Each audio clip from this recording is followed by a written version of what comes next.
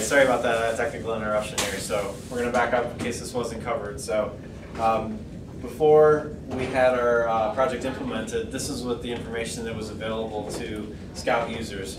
We were able to present the set-top boxes that are associated with this account, but we're not able to really give any good information about how those set-top boxes are doing or their health status at all. So after our project, after we implemented BlindSpot, we're basically using the VCWH data, and we're populating the set-top box tab with this data that we thought would be useful. So some useful fields that we keyed in on are the last response and last failure. So this would be the time where the DAC either successfully or unsuccessfully was able to communicate with that box. Also important to know would be the transmit power level and number power level adjusts. So according to the Motorola specifications, we know very clearly, what are the thresholds around the transmit power levels. So we can basically generate a color to basically characterize how that transmit power level is doing, if it's too high, if it's too low.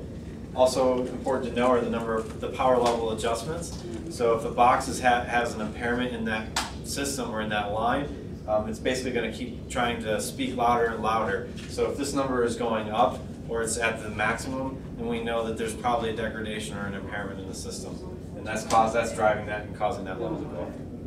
So this is our opportunity in the project to not just provide a simple red light, green light as to condition of the set-top box, but we also wrapped it up, as Andy showed, we wrapped up some data in there that put some context around what we're seeing on this thing, that it has communicated or when it stopped communicating. There's context in there that an operator or anybody coming in the Scout can see to characterize a little better what that non-responder really is doing on this.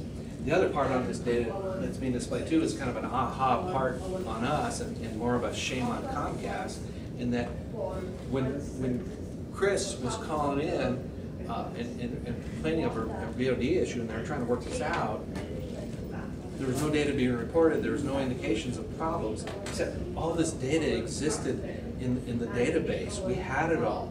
There's no reason in the world why we couldn't have determined that her box was non-responsive, other than that we were not percolating that data up into a useful form to anybody, not within Grand Slam and not within Scout.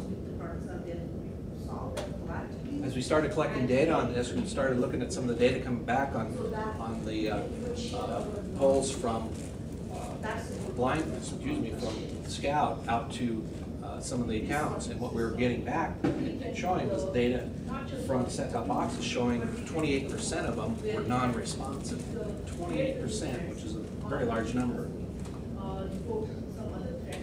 So it was great that we were able to add this value to the set-top box tab in Scout. We thought that was very effective, but we wanted to kind of take it a step further, and the ingenious kind of concept that we had was basically collect some more metrics around this information. So out of the total number of queries that we're looking at through Scout, basically using BlindSpot, we're looking at all of those queries, how many of those queries had flux issues associated with that account.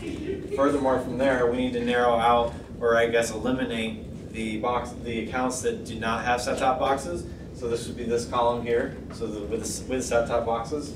With set-top box failure column represents the non-responders associated with these accounts. So with some division, you can basically take your set-top boxes, divide it with your set-top box failures, and arrive at a percentage which is around 28% of our boxes which are failing when we were doing that query through the Scout. The interesting thing about this data is that this wasn't we didn't publish this Scout to this tab to anybody else, any of the Scout users. It's been there for a long time. Users haven't seen a lot of value in it. Now they're starting to gravitate back over to it and seeing it. Hopefully that they're seeing that there's some use in this tab. So it's interesting to note that all of the data that we're looking at has come from across the country. It's not just any particular market or any particular group. All the usernames are, we have some very unique usernames, people we've never met before, never seen, but they're actually using Scout and hopefully using this data to their advantage. So BlindSpot project. We were able to put that successfully into the Scout UI. It's in production now, it's available, and it works. We were able to determine the non-responder hit rate, the 28% of the boxes reporting non-responders. We were able to put that into a use there. we characterize the non-responder data by with the data that we're putting into the STB tab. It's showing what's going on with the set-top non-responder. We took then also some of the intellectual property we developed on this thing, where we have